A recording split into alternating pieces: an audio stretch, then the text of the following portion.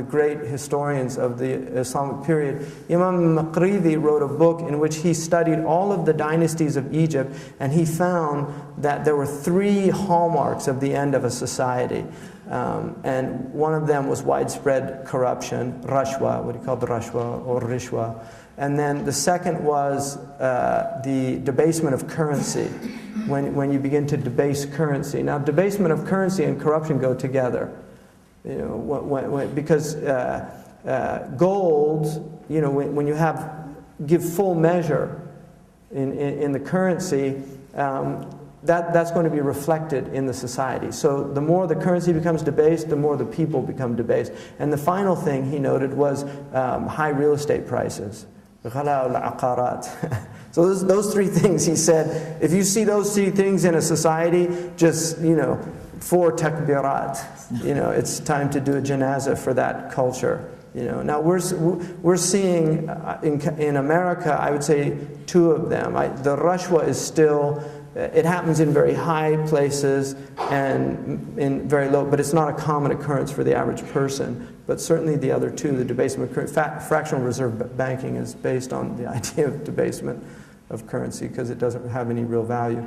But the point is that language it's very important to inculcate language skills. Grammar, we are a grammar-based community. Grammar is probably the single most important science that the Muslims have and have contributed to human civilization. Nobody before or after the Muslims has done for language what the Muslims did for language. Chinese, I mean, we didn't have Samuel Johnson. I mean, we had dictionaries in the English language are very late coming.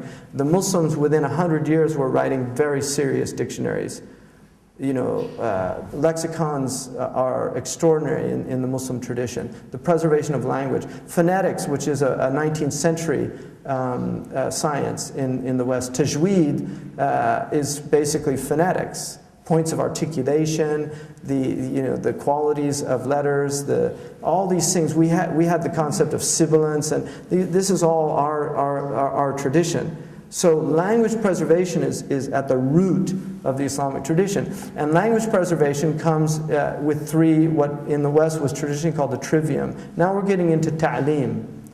Ta'lim is the instruction, the idea of instructing young people in the arts.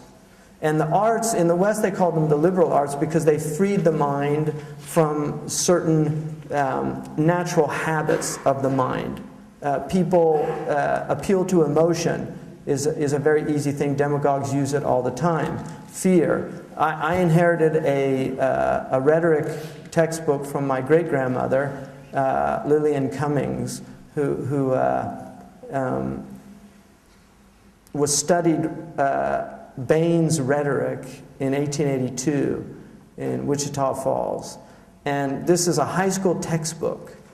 And the section on emotions talks about fear and the use that politicians make of fear.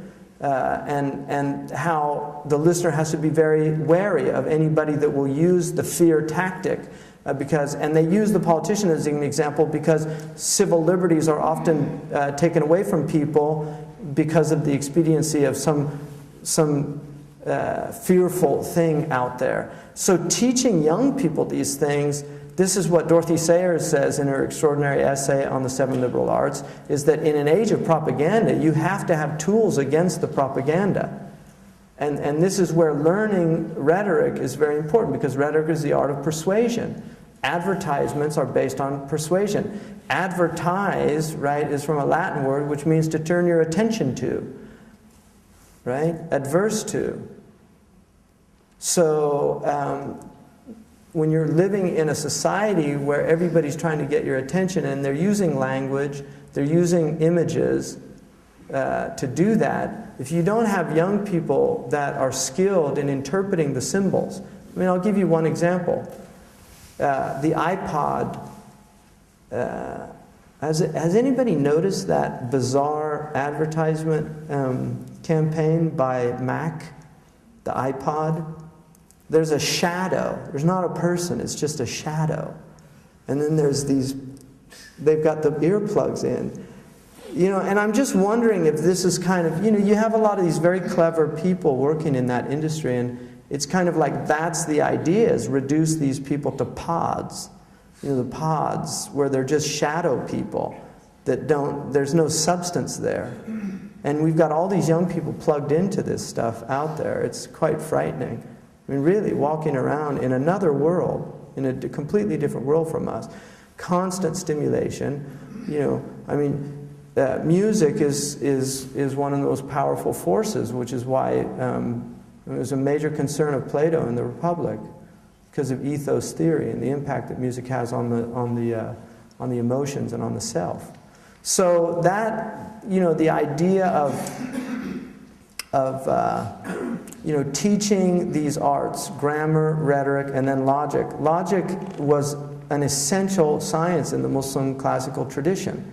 Mantiq, learning how to reason, learning the mughalatat, sophistical, the fallacies, using how people use sophistry to argue points and convince people that aren't trained to identify those things. These things should be introduced to young people early on. This is something that can be done in late middle school in our system and early high school.